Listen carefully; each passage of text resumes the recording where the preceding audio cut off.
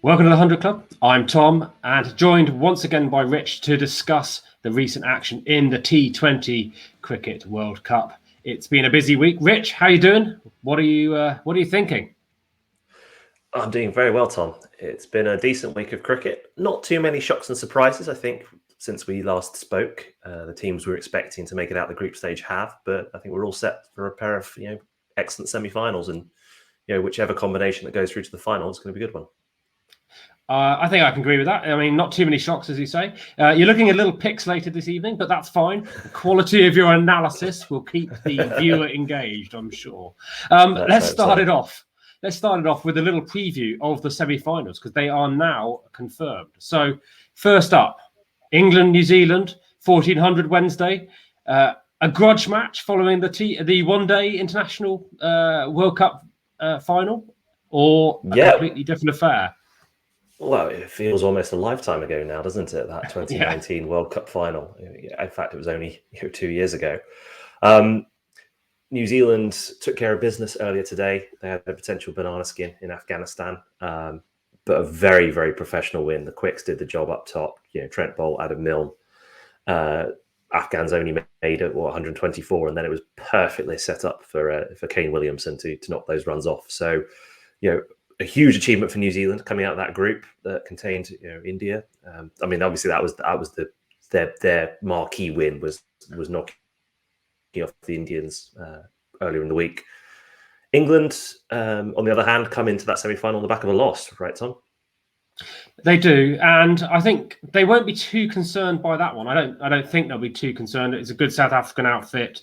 They were relatively competitive. I think what they might be a little bit more concerned by is the couple of injuries that they've picked up over the last week. In Tymal Mills, the fast bowler who'd been bowling, a good, tight and aggressive spells and carried on his form from the 100. Obviously, we saw him with the Southern Brave earlier this year. And then in the last match against South Africa, Jason Roy doing his calf and seemingly, ruled out for the rest of the tournament now. So, an important part of that opening batting lineup. And I'm interested to think who do you think is going to start at the top with Jos Buttler now?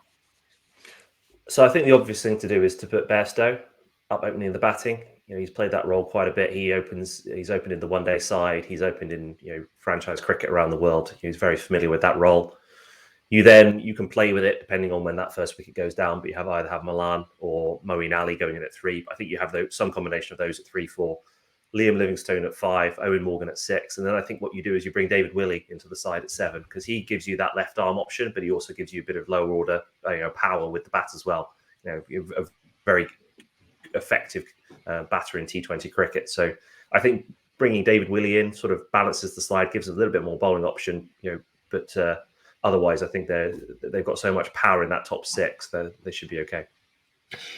Yeah, that's an interesting take on it. I personally, I thought they might either try and get Sam Billings in, maybe, or maybe bring in James Vince, who's an injury reserve out there as a natural opener.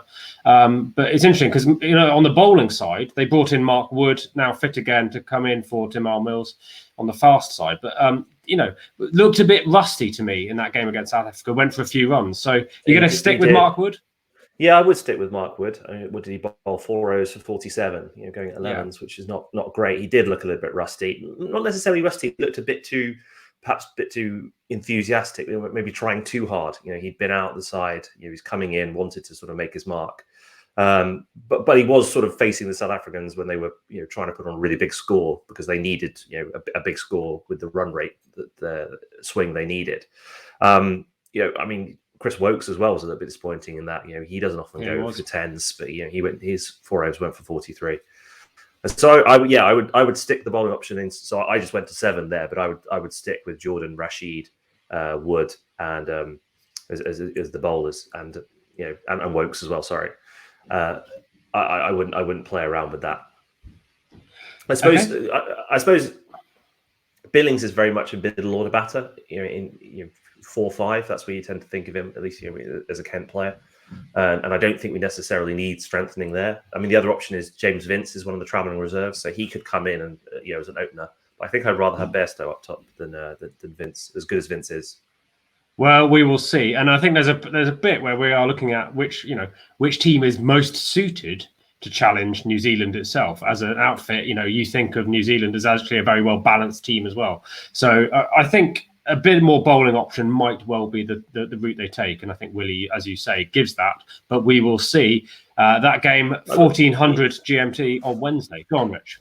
Yeah, interesting comment you make there. And I would say, with respect to Ish Sori and Mitchell Santner, it's the quicks that you think of with that Kiwi team. Trent Bolt up top, Tim Southey, Adam Milne's come in. He did well today as well. So you think you want bowlers who sort of really thrive on pace, batters who thrive on pace up top, and I think Bairstow for that role. So that's why I would have him opening. Happy with that. Okay, as I say, Wednesday for that first semi-final. The second semi-final is, of course, Pakistan versus Australia. So the England-New Zealand game being played, I think, in Abu Dhabi, and then the Pakistan-Australia game over in Dubai at the International Cricket Centre there, 1400 on the Thursday. Pakistan have been the standout team of the tournament so far. Do you see them changing the formula? They've had another, great win again today, this afternoon. Are they just going to keep going? Well, it's a one-off knockout game, so anything can happen. Pakistan have been impressive so far. I mean, they've had the advantage that they've had two relatively easier games to round it off, playing the Namibians and Scotland today. Australia, a little bit like sort of Germany in a football World Cup, have not looked particularly impressive, but have somehow got themselves into the semi-final. They won that nail biter against South Africa. They won fairly convincingly against the West Indies, and what I thought was going to be sort of quite a competitive match. But in the end, they won that by 8 wickets, 22 balls left. David Warner started to look ominous in the form he's in.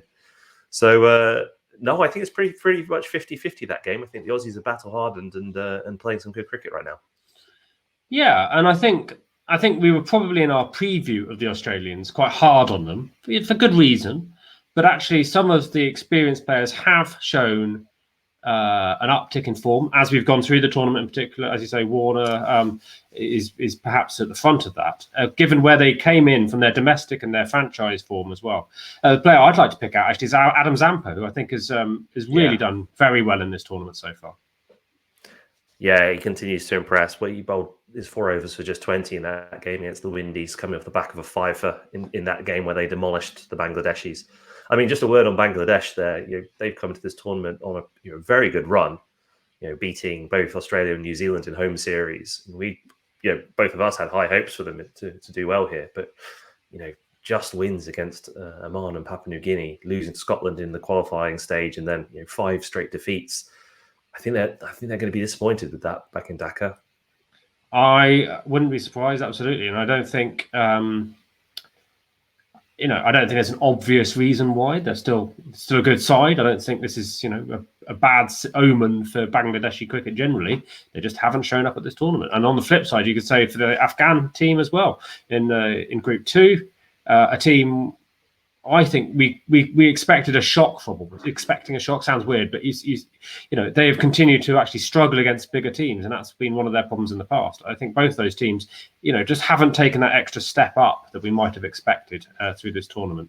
Okay, the winners of those semi-finals clearly going to then meet in the final. That will be played on Sunday, the 14th of November at 1400 hours, again in Dubai. So we will be back here on the 100 Club to talk about that match, I'm sure. But put that in your diary if you haven't done so already. So let's just have a final look at those groups and pick out any other sort of comments that you wish to from them. Rich, Group 1. Yeah, we've discussed most of the teams here. Obviously, the South Africans will be disappointed. Ultimately, it was their chase when they bowled Bangladesh out for 84, but then took nearly 14 overs to get it. That cost them. I mean, that's just indicative of their approach, and you can see they've missed out there on net run rate. Accordingly, I still think they should have gone for the juggler against Australia. Opportunity when the Australians were really struggling with that chase, 16 overs in, and I think they threw it away there almost. You could say.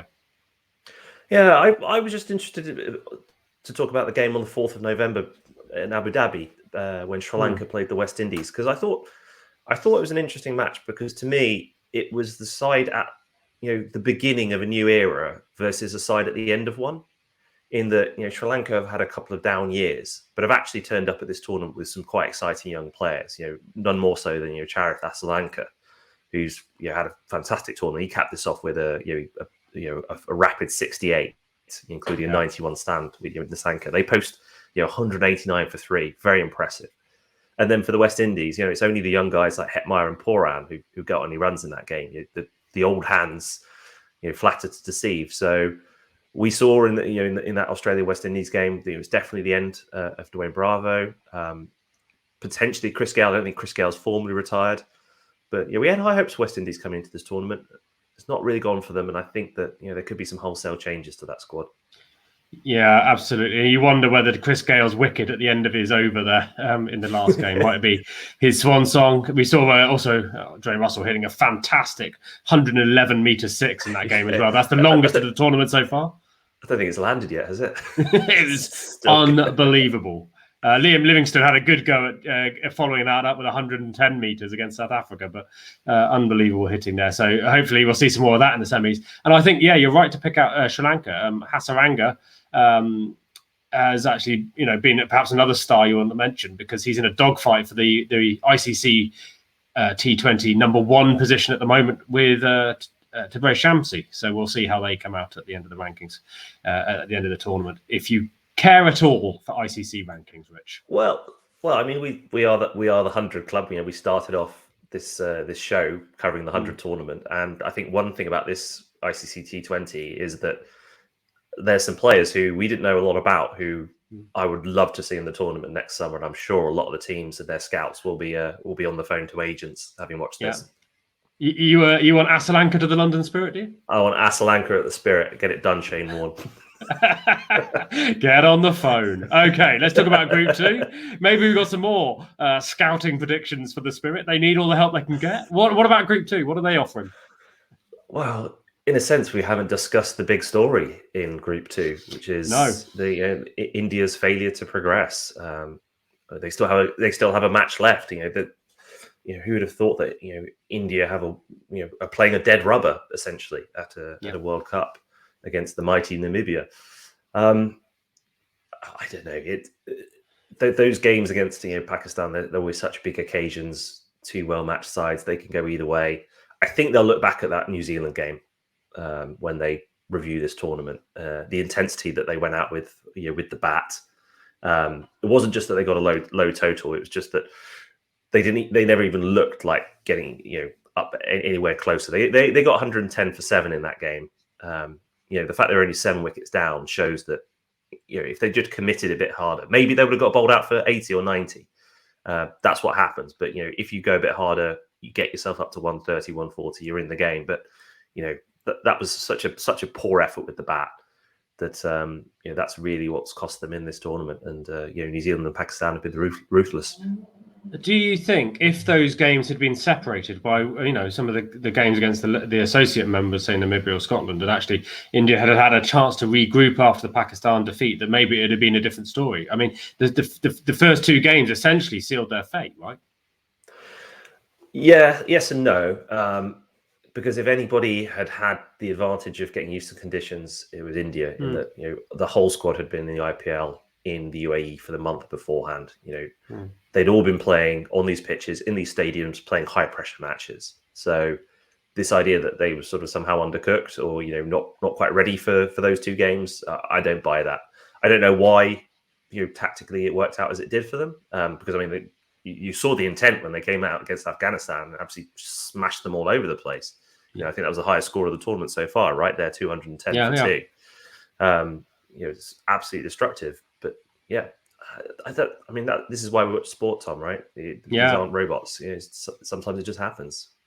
Absolutely. And I will be watching tomorrow the Namibia game, because I think that's still an interesting game for me. We want to see Namibia play well and develop as a nation. We've seen actually some fantastic stuff through the group stages and into the Super 12 from Namibia. Let's see what they do tomorrow. And ultimately, let's not forget that this is worth a lot of money. A win in the ICC tournament is worth a lot of money to an associate nation that they could use to further develop cricket. So that, for me, is still an interesting game, albeit a dead rubber. I think it's I think it's an interesting game. I think for those Namibian players, when they retire from the game, and they're propping up the bar in their local clubs, of which I think there's only 5 in Namibia. They'll be telling people about the day they played India in a World Cup, and they'll be dining out those stories. So, I mean, even though it's a dead rubber, those players will be going to bed extremely excited tonight about being involved in that match. And you're right. The only way that the game grows, the only way that sort of more countries get up to a higher standard is by allowing the associates to play the best teams. They don't get enough access to the test playing nations. So, fingers crossed they make the most of it. I would say there that, Scotland prop up the table with, 5 defeats, but I think they can, take a lot of pride out of this. I don't think people necessarily expected them to make the Super 12s. I think by making it, that automatically gets them into the next edition of the T20 World Cup.